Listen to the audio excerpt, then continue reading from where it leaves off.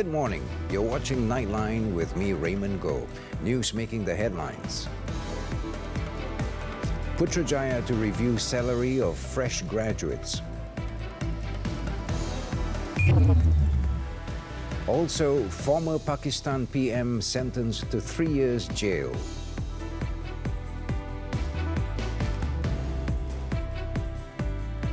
Thanks for joining us. Prime Minister Datuk Sri Anwar Ibrahim said results of the 6 state elections next week will be a surprise as Malaysians will rise and choose to save the country. The Pakatan Harapan chairman added that he believed Malaysians would opt for a stable government over divisiveness. Any reform bermula dengan Syekh Haladi di Pulau Pinang. Surat khabar Melayu yang dulu mula Al-Imam di Pulau Pinang. So dari kesedaran Melayu bermula di Pulau Pinang. Kebangkitan rakyat dengan kemenangan Pakatan Rakyat pada masa itu di Pulau Pinang. So make sure we retain our strength, our base and our leadership dari segi kesedaran rakyat untuk membawa perubahan di negara ini. Saya sangat optimis. Saya optimis sekali tentang masa depan Pulau Pinang.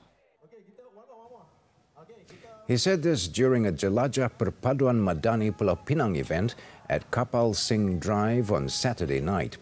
He added there were politicians who had abused their position when in power to steal public funds, but now claimed to want to save the Malays only when they were no longer in charge of the country. Datuk Sri Anwar also said voters must consequently use the state elections to make their stance known. Calling Pulau Pinang critical for the national unity government, he also thanked caretaker Chief Minister Chow Kon Yeow for his stewardship of the state, noting Pulau Pinang as a model of good governance and rule of law, with a caring economy that takes care of all levels of society.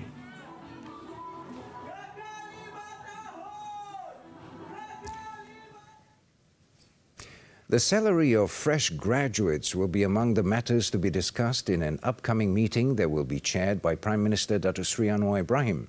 The Prime Minister said the Chief Secretary to the government, Tan Sri Muhammad Zuki Ali, has scheduled a committee to review the salary and allowances scheme for civil servants to convene next week.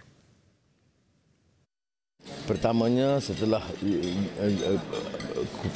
tradisinya adalah untuk mengadakan penerasan itu tiap 10 tahun. Sekarang dah menjangkau 12 tahun kerana Tengkuasa itu tidak bermesyuarat sebelum ini. Jadi semua perkara ini kita akan ambil kira. He was met by reporters after opening the 16th Malaysian National Economic Conference in Seberang Jaya, Pulau Pinang on Saturday morning. Datuk Sri Anwar further highlighted that the salary of civil servants, including the police and the armed forces, is generally low. He added that such matters will be taken into consideration and that it would be increased in stages depending on the state of the country's economy. On Friday, Economy Minister Rafizi Ramli stressed the need for a policy that ensures the minimum wage is not used as the starting pay for skilled workers. He had said the minimum wage of 1,500 ringgit was set as a benchmark for unskilled workers, which should lead to higher pay for fresh graduates and young professionals.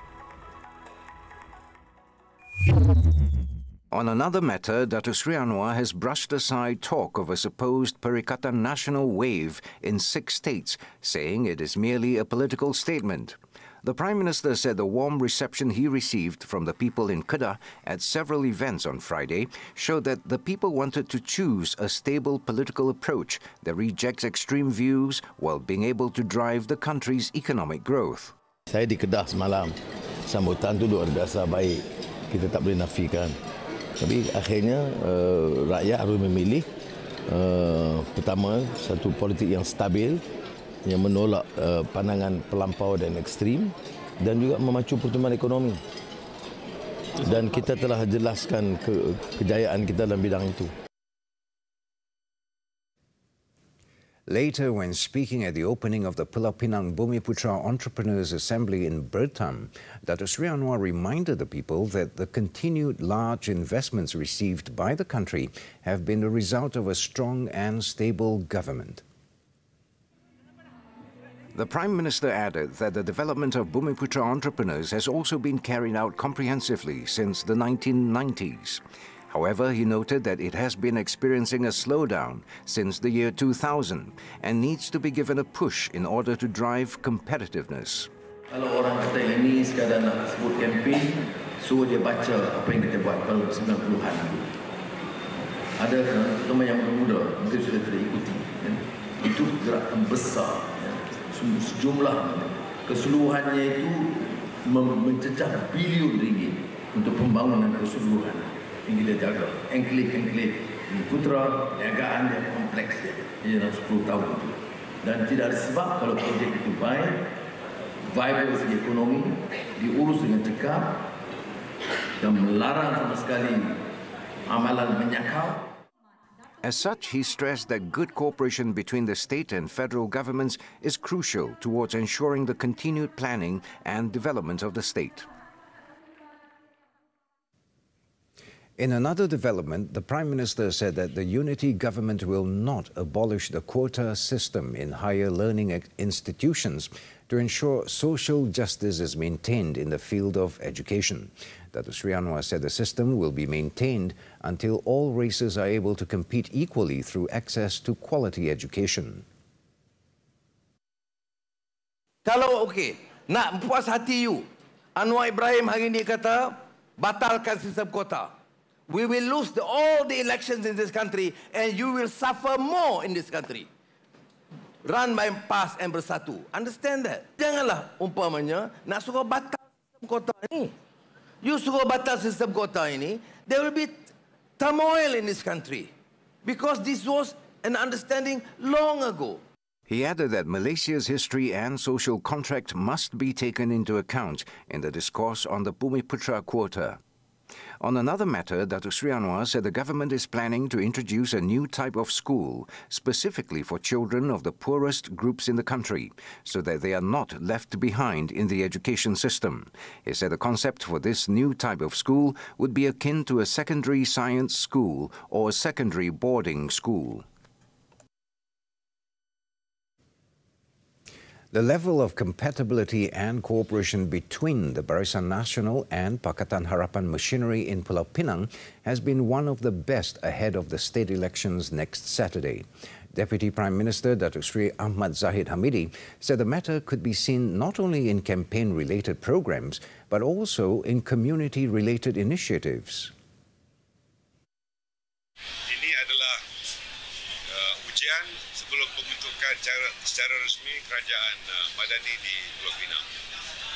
Dan saya perhatikan keserasian bukan hanya di kalangan pemimpin di peringkat nasional dan pemimpin di peringkat kawasan parlimen, tetapi ianya telah mengakar undi di peringkat kawasan parlimen atau bahagian. He said that such was due to the good leadership of the Pulau Pinang BN, adding that it has also put forward the best candidates. He said even though the party is only offering 6 candidates for state seats in Pulau Pinang, the BN and PH machinery will not only help the candidates in the 6 constituencies, but stress that BN will also help PH in the other state constituencies. Earlier, Datuk Sri Ahmad Zahid officiated the Pulau Pinang Regional Development Authority's Tasik Gelugo Agro-Tourism Open Day program at a Pengkalan Machang Jetty in Sungai Dua. Meanwhile, the Kita Selangor Manifesto, offering 5 key pledges to the people of Selangor for the next 5 years, shows the clear direction of the unity government in the state. As such, Titiwangsa Member of Parliament, Datuk Sri Johari Abdul Ghani, called on voters in Selangor to put their trust in PH and BN, as they had a good track record governing the state. Selangor ni, Barisan Nasional kontrol 60 tahun. Lepas tu kita kalah, kemudian diambil alih oleh Pakatan Harapan. Tapi kita tengok dia boleh bawa benda tu. Dan kita pula dah kalah. Nah sekarang kita partner, baguslah. Makna Pakatan Harapan pun ada pengalaman mentadbir negeri, kita ada pengalaman track record 60 tahun. Kita combine, at the end of the day, kalau kita boleh prove kepada rakyat, akhirnya rakyat akan dapat manfaat. He added that the foundation for an effective federal and state government rested on political stability and capable leaders to drive the economy and bring benefits to the people. Dato Sri Johari was met during a walkabout at the AU2 Setiawangsa Morning Market, where he was accompanying PH Hulu Klang candidate Juwairia Zulkifli. Berdasarkan data dan keputusan pilihan raya yang lepas, Barisan Nasional mempunyai pengundi tegar daripada kalangan ahli mereka sendiri, iaitu hampir 11,000 pengundi mereka yang kekal. Dan inilah yang kita akan beri tumpuan untuk keluar, pengundi putih Barisan Nasional untuk keluar menyokong Pakatan Harapan. Pengukuhan ekonomi, peningkatan kesejahteraan dalam memacu kelestarian,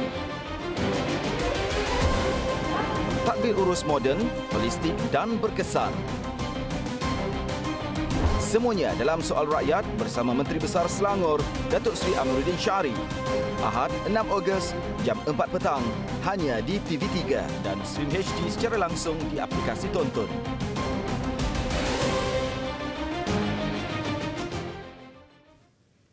Yang di-Pertuan Agong Al-Sultan Abdullah Riayatuddin Al-Mustafa Billah Shah has reminded that the struggle to raise the dignity of a certain race should not lead to polarization in the country to the point of undermining the spirit of unity. Al-Sultan Abdullah said that poly-racism will exist when the races are increasingly estranged from each other due to emotions, attitudes, goals and ambitions that cause less communication between the various races.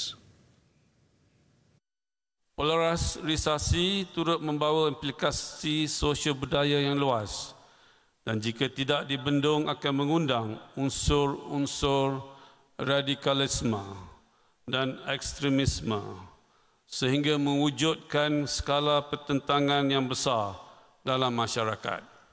Justru apa juga batasan pemisah, jurang perbezaan dan lautan prasangka perlu segera direntasi dalam usaha melahirkan masyarakat masa hadapan yang hidup dengan penuh keharmonian. Al-Sultan Abdullah said this at the 97th convocation ceremony of University Technology Mara, UITM, at the Dewan Agong Tuanku Chancellor on Saturday. Also present was the Raja Permaisuri Agong, Tunku Azizah Aminah Maimunah Iskandaria. The Yang di-Pertuan Agong also said that the spirit of accommodation between races and unity in diversity is the best feature of Malaysia's democracy, and without it, any efforts towards becoming a developed nation will not be achieved. Efforts to foster unity have become even more critical now to counter voices that provoke the people's emotions in the name of ethnicity or religion. Sultan of Perak, Sultan Nazrin Shah, said voices that fuel hostility, if left unchecked, have the potential to poison the minds of the people, leading to conflicts, frictions and divisions. Negara memerlukan pemimpin yang mengamalkan sifat inklusif. Pemimpin yang memiliki azam dan kebijaksanaan berupaya menganyam elemen yang pelbagai menjadi hamparan yang indah dan kukuh bertaut.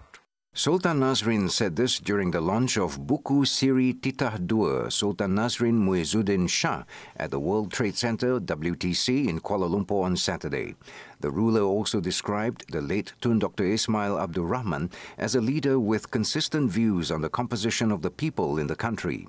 The Sultan of Perak also said Tun Dr. Ismail held firm to the principle of striking a balance in the form and concept of building a nation-state whose citizens live in harmony and are firmly united despite being made up of various races, practicing various cultures and adhering to various religions. The late Deputy Prime Minister was also among the important figures who conceived the 5 principles of Rukun Negara when Malaysia faced its darkest episode on May 13, 1969. Towards the end of his speech, Sultan Nazrin choked up with emotion when thanking those who contributed to the publication of the book. Digital driving licenses are only valid in Malaysia and may not be recognized by the authorities in other countries. Transport Minister Anthony Loke Siu Fook said the introduction of the digital licenses was to address congestion issues at the Road Transport Department (RTD) counters when the public wants to renew their driving licenses or road tax. Loke said the digital licenses are subject to the laws of other countries as the ministry cannot determine how other nations enforce their laws. The minister made the statement in response towards a viral video of 2 Malaysians being issued traffic summonses in Thailand for failing to produce a physical copy of their driving license to Thai authorities on Friday. Loke added that the government has not stopped the issuance of physical copies of driving licenses and they can apply for it at RTD counters when renewing their license. Hun Sen's party takes majority win. This and more from the Foreign Front after this breather.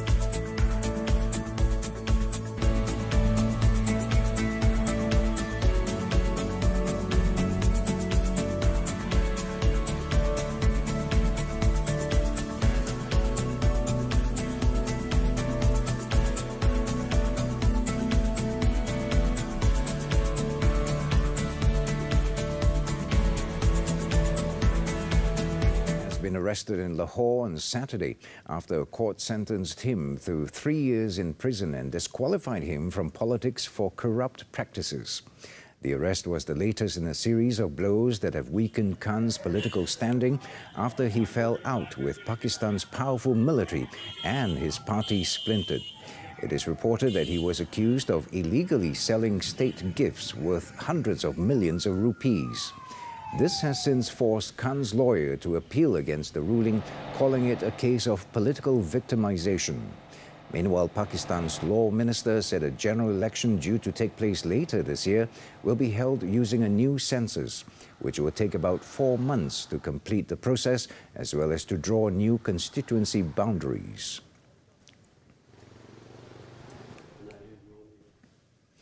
The ruling Cambodian People's Party CPP, led by Prime Minister Hun Sen, won 120 out of 125 parliamentary seats in the recent general election. The official results were released on Saturday by the National Election Committee (NEC), which were also announced on the state-run national television of Cambodia. It is reported that the Phun Sin Pak party of Prince Norodom Chakravuth gained the remaining 5 seats. The NEC also said that the CPP garnered almost 6.4 million votes, or 82.3% of the total valid votes. Hun Sen, who has served as the Prime Minister of Cambodia for more than 38 years, announced last week that he would step down and hand over the position to his eldest son, Hun Manet. However, the 70-year-old leader said he will remain as the CPP's president. Thai former Prime Minister Thaksin Shinawatra on Saturday said that he was postponing his return from self-exile as the country struggles to overcome a political deadlock after the general election in May was won by opponents of his military-backed parties. The announcement was made in a post on X, the social media platform formerly known as Twitter. He also said he needed a medical checkup and would delay his return, which was originally planned for August 10th by a couple of weeks. Thaksin, who became Prime Minister in 2001 and ousted by the military in 2006, lived in self-imposed exile since 2008 to avoid graft convictions, in which he said were politically motivated. Meanwhile, the Thaksin-backed Pheu Thai party came second in the May election after the Progressive Move Forward party. The two parties have been trying to form a government with 6 like-minded partners, but have been blocked by the Senate, dominated by military appointees and conservative opponents. Live streamer Ka Sinet faces multiple charges after chaos erupted at New York's Union Square on Friday during an event which prompted hundreds of police officers to respond and disperse the crowd. Sinet was taken into custody by the police for questioning at around 5 p.m. local time on the same day, and it was reported that he did not have a permit for the event or pre-plan it with the authorities. Police also confirmed that the live streamer will be charged with at least 2 counts of inciting a riot and unlawful assembly, along with a few other charges. Earlier in the day, Sinet announced a huge giveaway on his Instagram account and that he would be there in person for the purpose. He has more than 9 million combined followers on Twitch and other social media platforms. Before the event began, crowds were seen flinging bottles and chairs, climbing onto the roof of a subway entrance, tearing down construction barriers, standing up on top of cars, as well as unloading a fire extinguisher.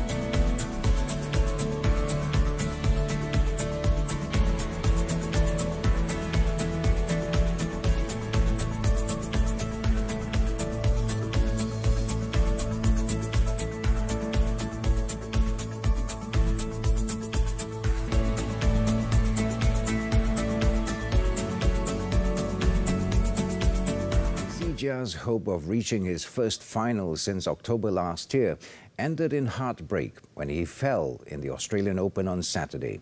Playing in only his 3rd World Tour semi-final of the season, Zijia lost 21-19, 13-21, 21-13 to China's Weng Hongyang at the Key Centre in Sydney.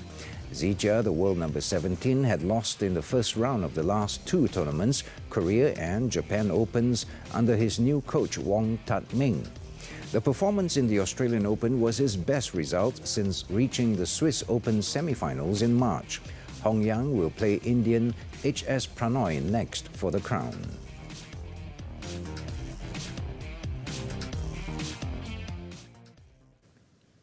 On to MotoGP, Italian Marco Bezzecchi took pole position for the second MotoGP race in a row before crashing in qualifying for a wet British Grand Prix at Silverstone on Saturday.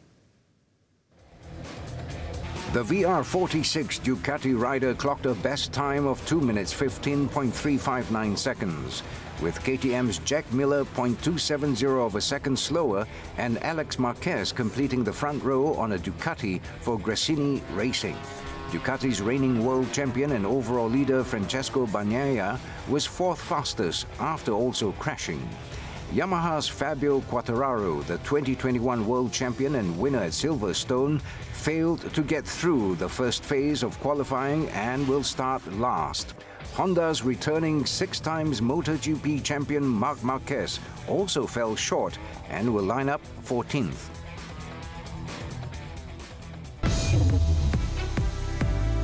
When Nightline returns, lorry driver loses both legs in 4-vehicle pileup. Stay tuned.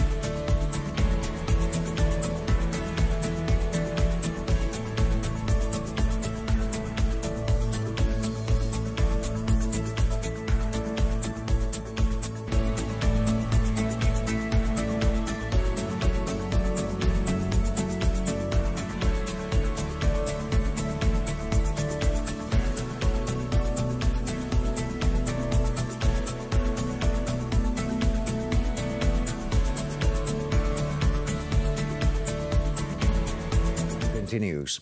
In Selangor, police have arrested 13 suspects, including 3 women, to assist in the investigation where the body of a man believed to be a murder victim was found in a scrap metal storage shed in Serdang on Friday. Serdang Police Chief ACP AA Anbalagan said the arrests were made around the Klang Valley. In a statement, he disclosed that the victim worked as a financial clerk at the scrap metal company. According to initial investigations, the motive behind the incident was the alleged embezzlement of a sum of money by the victim.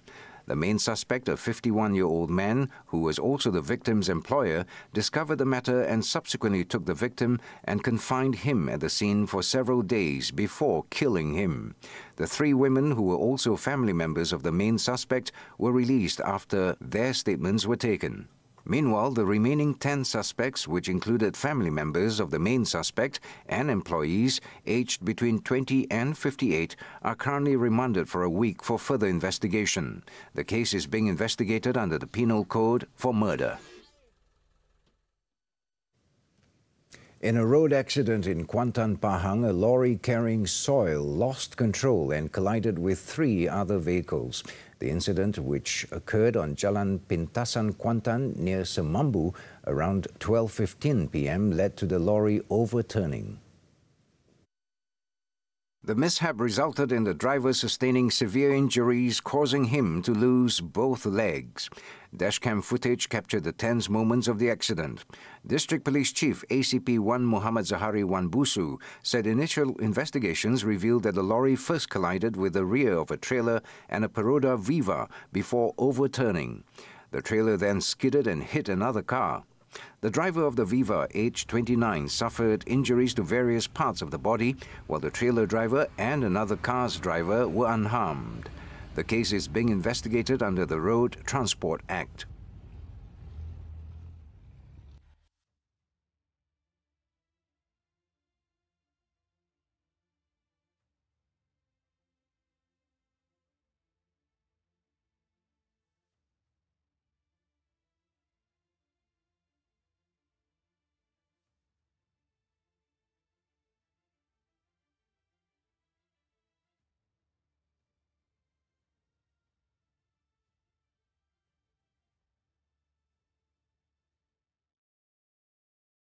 And that's it for Nightline this time around. As the record-breaking heat continues in New York City, the cool sound of ice carving can be heard from a sculptor's studio under an elevated subway train in Queens. Before we leave, let's take a look as Shintaro Okamoto, an ice sculptor, produces installations and performances out of crystal clear ice. With that, I'm Raymond Go. Thank you for your company and have a great weekend.